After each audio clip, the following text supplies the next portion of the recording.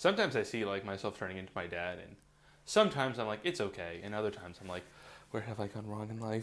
Hey everyone, welcome back to Chef Tyler's Croatian Kitchen. Today I have for you Risotto od Gljiva, or mushroom risotto. Now, I think this one is going to give you more hate than all your other videos combined. probably, I think people are way too opinionated when it comes to risotto. Super opinionated. No matter what you do, you will not stir this long enough. You will not add enough broth. Your love is not enough as much as other grandmothers' loves. You have no chance. I think I have a better chance because the way I normally make risotto is, I don't know objectively, but I think people would hate it. Normally what I do is I just take rice and I put the water in there and I let it go. And you stir it at the end. And it comes out the exact same way. But I think for this will be a little bit more traditional and actually do it the whole stirring way. So for the ingredients, we have 1 large onion, chopped, and 3 cloves of garlic, minced. We're going with arborio rice and is unwashed. You do not want to wash rice when you are making risotto, because when you wash the rice, you get rid of that fine layer of starch and flour that is on the rice naturally, and we want that to stay in our pot because that's where we're going to get the nice creaminess that you expect from risotto. Also, if you got the rice that I got, it is vacuum sealed and it is clean. There is no need to wash your rice. We have 1 glass or 125 milliliters of white wine, butter and cheese for the end. The cheese you use should be a hard cheese, and we'll also use salt and pepper and cook in olive oil. Mushrooms are something I really didn't eat until I came to Croatia. I just never liked them, and then once I came, I decided to try it, and they're really good. And Croatians have a lot of history when it comes to foraging for mushrooms. Heck, there's even now like a Zagreb mushroom foraging club. No, there's multiple Zagreb mushroom foraging clubs, of which my friend Sorrel is a part of one, but she would not give me any of her mushrooms because she wanted them. Which is fair, I do understand, but it would have been nice to get some mushrooms. Anyway, I got these from my friend Joey, who you should all know by now. He did not get these foraging though, but someone else foraged. I foraged them from the market. And they were probably foraged on Medvenica, actually. They could be from Slama. They seem found. They were found, that is true. So for the mushrooms we have white champignons, we have brown champignons, which we have cut into thumb-sized pieces. We also have dried porcinis. Now we're going with dried porcinis for a very specific reason, and I will let past Tyler go over how to prepare them. Thanks, future Tyler. So what we have to do here is clean and let our dry porcinis soak. So I have our porcinis here, and they're a bit dirty, so we want to get this dirt off so we're not eating the dirt. We're going to take about maybe half of this and put it into our bowl. That looks like about half. Throw 1 more in.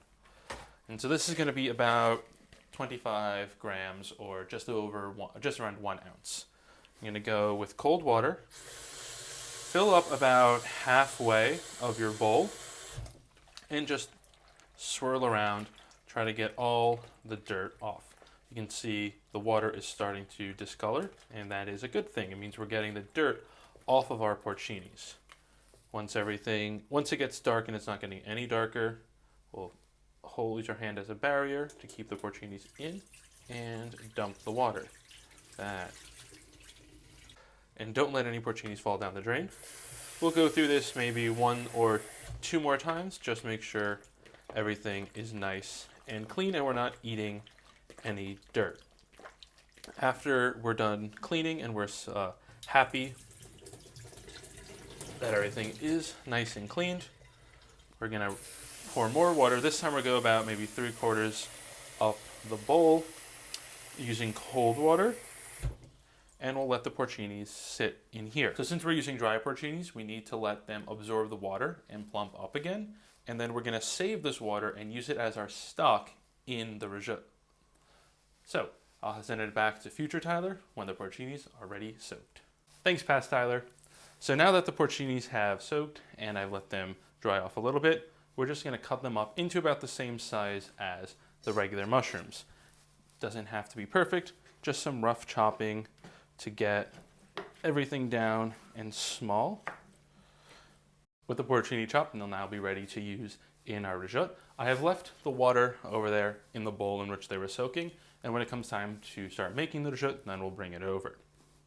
Also, I just want to make a note that I did wash the other mushrooms. Mushrooms grow in dirt. They are dirty. You need to wash them, otherwise you are eating dirt, like I was saying with the porcini. When you rinse mushrooms, they're not going to be under the water for that long that they get waterlogged. And if by some chance that they do, you're going to cook the water out anyway, so it doesn't matter. Rinse your mushrooms, clean them, don't eat dirt. Now, with that all out of the way, let's go head on over to the stove or start our cooking. So over here at the stove, I've already put a splash of oil into the pot and we're just letting it warm up.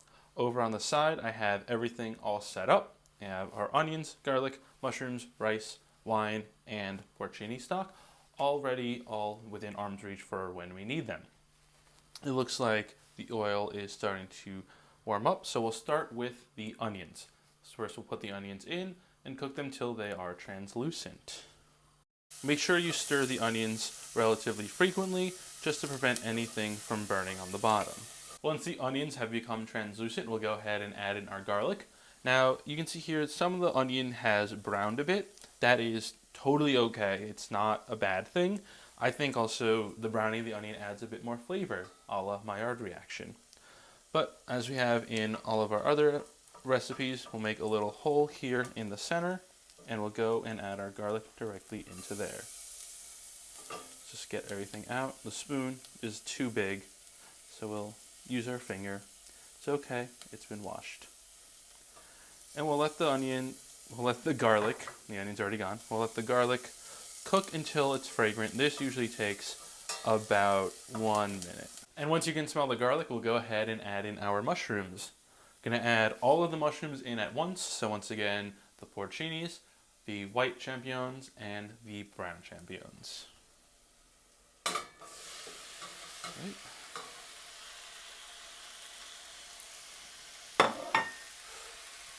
No waste, no waste. And go ahead and stir all of that in together.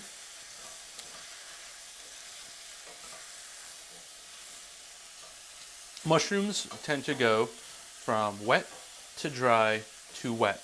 So you want to cook these down until they get wet the second time. Once they release their juices and then that starts to reduce, that is when we'll add the rice. As the mushrooms cook, be sure to keep stirring and if necessary, add a little bit more oil to the pan just to prevent anything from sticking at the bottom. Which I will do because it needs it. Not having that little stopper there is gonna be annoying. So you can see now they are getting wet the first time. They will dry up and get wet the second time, and that is when it will be time to put the rice in. And just a clarification on the wet the second time, you want the juices to reduce. So just because it's starting to look wet the second time doesn't mean it's quite ready to add in the rice. You do want the juices to reduce a bit more before you add in the rice. So being wet the second time means you're on the right track, but you still should cook these down a little bit longer. And now that most of the water from the second wet has evaporated, and you can see by moving around, there's really not a lot of liquid left in the pan. We're going to go ahead and start to season. These need a lot of salt. So if you think you're overdoing it, go a little further. This seems to be maybe 3 to 4 tablespoons at a minimum. And it's always, of course, better to add more later. And some pepper as well. This doesn't need as much pepper as it needs salt, so this is really just the taste. After we have seasoned, let's just give it a quick stir, get everything incorporated as such, and then we'll go ahead and deglaze with our wine.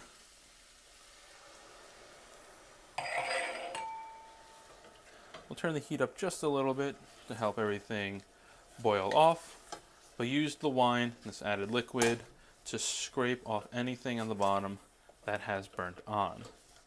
Before all the wine has boiled off, we'll just go and drop our bouillon into, that came out into the pot, and just mix it together.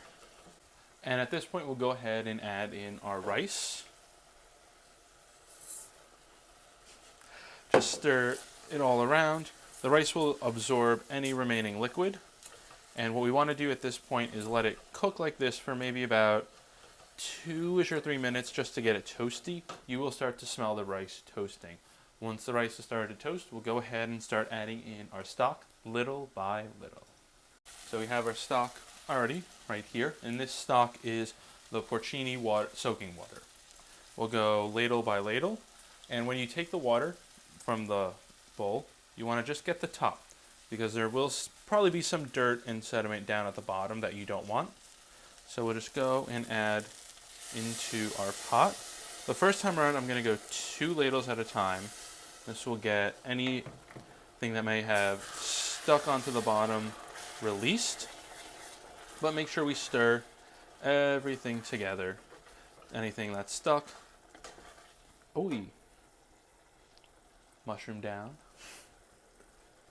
And anything that has stuck, scrub it off and just keep stirring. Make sure to turn the heat down to low. That way the rice will absorb the water rather than it evaporating off into oblivion. Every time the water in the pan goes down to nothing, we'll go ahead and add in another ladle. We do this slowly but surely until the rice is fully cooked. Check your box to see how long it takes. Mine takes 15 to 17 minutes, and you want it al dente, so it's soft but just a little bit hard in the middle. The last step before serving your risotto is to add in some butter. The butter really adds to the creaminess of the risotto, and I think brings it to a whole extra level. You want about, for this much risotto, 1 tablespoon of butter. However, you can also go for olive oil to add and make it a little bit more of a Dalmatian flavor. So just go ahead and stir the butter in using the residual heat of the risotto to melt it in. And once the butter is fully incorporated, you can go ahead and serve. Some people say that this is the part where you should add some grated cheese. However, this is really hot and I don't want to add any cheese into it and have the risk of it clumping together, because you want the cheese to smoothly melt and add to the creaminess. That's why I'm going to add the cheese once I've served it into my bowl. So let's just go ahead and serve. So now that we have served our risotto, let's go ahead and add some cheese. I have Rivanec, a hard Croatian cheese, but you can of course go with Grana Padano, Parmesan, any hard cheese of your liking. We'll just grate a little bit here on the top just for some extra flavor, extra creaminess. I like to leave it just as it is, grated up on the top and not mix it all in. And now it's time to give our taste for Greg. Get some of that cheese in there as well.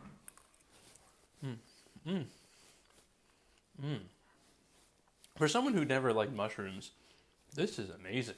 The cheese adds a nice sharpness to the flavor, but the mushroom flavor is so strong but so good. It's just something that I didn't want to stop. I wanted to go ahead and eat the rest of this right now and say, screw it, screw the thumbnail, screw anything else. I want to eat this. But there we have it. Risotto of Gljiva. Dobar tek. No. Let it warm up. Why did I touch that?